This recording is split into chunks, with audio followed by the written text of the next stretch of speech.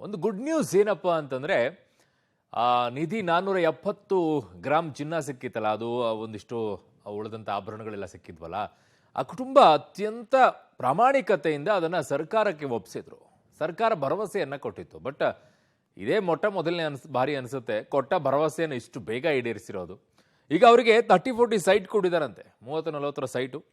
So ಜೊತೆಗೆ ಆ ಕುಟುಂಬದ ಮಗನಿಗೆ ಶಿಕ್ಷಣ, ತಾಯಿಗೆ ಕೆಲಸದ ಭರವಸೆಯನ್ನೆಲ್ಲ ಕೊಟ್ಟಿದ್ದಾರೆ. ಈಗ 7ನೇ ದಿನದ ಉತ್ಖನನ ಕಾರ್ಯ ಕೂಡ ನಡೀತಾ ಇದೆ.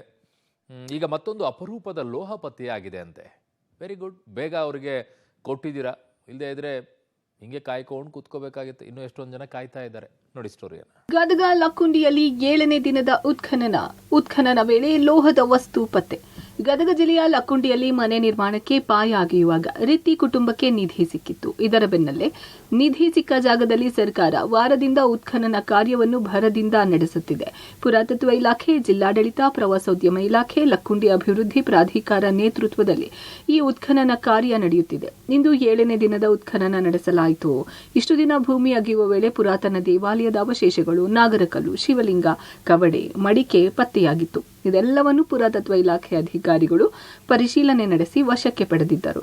ಇಂದಿನ ಉತ್ಖನನ ಕಾರ್ಯ ವೇಳೆ ಆರಂಭದಲ್ಲಿ ಅಪರೂಪದ ಲೋಹವೊಂದು ಪತ್ತೆಯಾಗಿದೆ. ಹೌದು, ಇಂದು 7ನೇ ದಿನ ಭೂಮಿ ಅಗೆಯುವ ವೇಳೆ ತುಂಬಾ ವಿಶೇಷವಾದ ಲೋಹದ ವಸ್ತುವೊಂದು ಪತ್ತೆಯಾಗಿದೆ.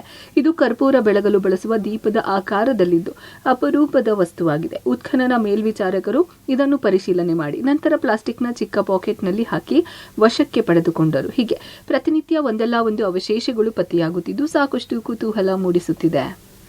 ಐತಿಹಾಸಿಕ ಸ್ಥಳ ಗದಗ ಜಿಲ್ಲೆಯ ಲಕ್ಕುಂಡಿಯಲ್ಲಿ ಇವತ್ತು 7ನೇ ದಿನದ ಉತ್ಖನನ ಕಾರ್ಯ ಆರಂಭವಾಗಿದೆ.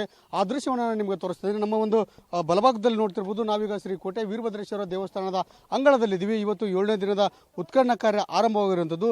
ಈ ಒಂದು ಉತ್ಖನನ ಸಂದರ್ಭದಲ್ಲಿ ಇವತ್ತು 7ನೇ ದಿನ ಒಂದು ಲೋಹ ಪತ್ತೆಯಾಗಿದೆ. ಅದು ಅಪರೂಪದ ಲೋಹ.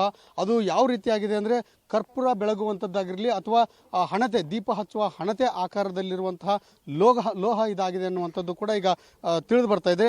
ಆದರೆ ಇದು ಯಾವ ಕಾಲದ್ದು ಏನು ಅನ್ನುವಂಥದ್ದು ಕೂಡ ಈಗ ಅಧಿಕಾರಿಗಳು ಸ್ಪಷ್ಟಪಡಿಸಬೇಕಾಗಿದೆ. ಆದರೆ ಇದು ಒಂದು ರೀತಿ ವಿಚಿತ್ರವಾದಂತಹ ಲೋಹ ಇದಾಗಿದ್ದರಿಂದ ಸಾಕಷ್ಟು ಕುತೂಹಲ ಸಹ ಮೂಡಿಸ್ತಾ ಇದೆ. ಯಾಕೆ ಅಂತಂದರೆ ಇಲ್ಲಿ ಅಗೆದಂತೆಲ್ಲ ಅನೇಕ ಅವಶೇಷಗಳು ಸಹ ಈಗ ಪತ್ತೆಯಾಗ್ತವೆ. ಇಂಥ ಹಿನ್ನೆಲೆಯಲ್ಲಿ ಇವತ್ತು 7ನೇ ದಿನಕ್ಕೆ ಆರಂಭದಲ್ಲೇ ಒಂದು ಅಪರೂಪದ ಲೋಹ ಪತ್ತೆಯಾಗಿದೆ. ಆ ಲೋಹ ಯಾವುದು ಅನ್ನೋದನ್ನು ಪುರಾತತ್ವ ಇಲಾಖೆ ಅಧಿಕಾರಿಗಳಷ್ಟೇ ಸ್ಪಷ್ಟಪಡಿಸಬೇಕಾಗಿದೆ. ಆದರೆ ಆ ಲೋಹ ಸಿಕ್ಕಂತಹ ಸ್ಥಳವನ್ನು ಕೂಡ ಈಗ ಪರಿಶೀಲನೆಯನ್ನು ಕೂಡ ಮಾಡ್ತಾ ಇದ್ದಾರೆ ಇಲ್ಲಿದ್ದಂಥ ಮೇಲ್ವಿಚಾರಕರು ಮತ್ತು ಕಾರ್ಮಿಕರು ಎಲ್ಲರೂ ಸೇರಿಕೊಂಡು. ನೀವು ನೋಡ್ತಾ ಇರ್ಬೋದು, ಈ ಒಂದು ಬಿ ಅನ್ನುವಂಥ ಗುಂಡಿ ಇದು. ಈ ಒಂದು ಬಿ ಗುಂಡಿಯಲ್ಲಿ ಆ ಒಂದು ಲೋಹ ಪತ್ತೆ ಆಗಿರುವಂಥದ್ದು. ಇದು ಅಪರೂಪದ ಒಂದು ಲೋಹ ಅಂತಲೇ ಹೇಳ್ಬೋದು.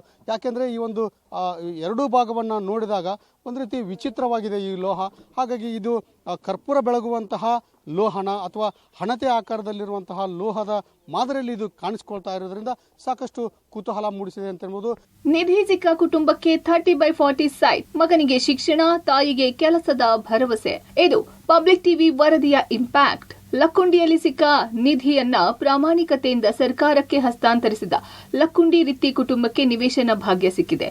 ಲಕ್ಕುಂಡಿಯ ಗ್ರಾಮ ಪಂಚಾಯಿತಿಯಿಂದ ವಿಶೇಷ ಗ್ರಾಮ ಸಭೆ ಆಯೋಜನೆ ಮಾಡಿ ಸಭೆಯಲ್ಲಿ ಲಕ್ಕುಂಡಿ ಮಾರುತಿ ನಗರದಲ್ಲಿ ರಿತ್ತಿ ಕುಟುಂಬಕ್ಕೆ 30/40 ಸೈಟ್ ನೀಡುವುದಾಗಿ ಠರಾವು ಪಾಸ್ ಮಾಡಲಾಯಿತು. ಮಾನವೀಯ ಮತ್ತು ಸಾಮಾಜಿಕ ನ್ಯಾಯದ ದೃಷ್ಟಿಯಿಂದ ವಿಶೇಷ ಪ್ರಕರಣ ಎಂದು ಪರಿಗಣಿಸಿ ನಿವೇಶನ ನೀಡಲಾಗ್ತಾ ಇದೆ.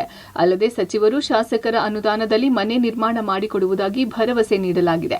ಜೊತೆಗೆ ಪ್ರಜ್ವಲ್ ರಿತ್ತಿಗೆ ಉಚಿತ ಶಿಕ್ಷಣ, ಮನೆಯೊಡತಿ ಕಸ್ತೂರವರಿಗೆ ಕೆಲಸ ನೀಡುವುದಾಗಿ ಹೇಳಿದ್ದಾರೆ. ಇದು ಪಬ್ಲಿಕ್ ಟಿವಿಯ ಸತತ ವರದಿಯ ಫಲಶ್ರುತಿಯಾಗಿದೆ. ಮನೆ ಕೊಡ್ತಾರಲ್ರಿ, 40-30 ಕೊಡ್ತಾರಲ್ರಿ. ಮನೆ ಯಾವಾಗ ಮಾಡಿ